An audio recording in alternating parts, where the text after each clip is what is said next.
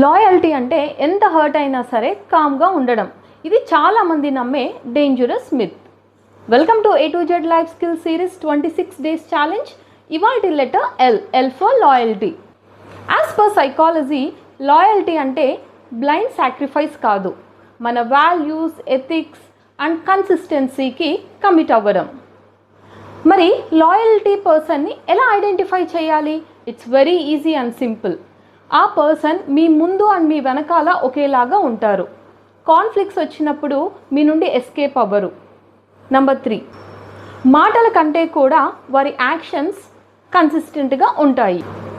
So లాయల్గా ఉండడం అంటే రాంగ్ని support చేయడం కాదు, నిజం మాట్లాడడం, బౌండరీస్ని సెట్ చేయడం, అన్కంఫర్టబుల్ సిచ్యుయేషన్స్లో కూడా హానెస్ట్గా ఉండడం.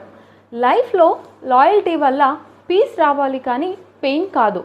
ఇది మోటివేషనల్ జర్నీ కాదు, లైఫ్ స్కిల్స్ జర్నీ. మరి A to Z life skill సిరీస్లో నెక్స్ట్ లెటర్ అయిన M ఏ లైఫ్ స్కిల్ అయి ఉండొచ్చు? గెస్ చేసి కామెంట్ చేయండి.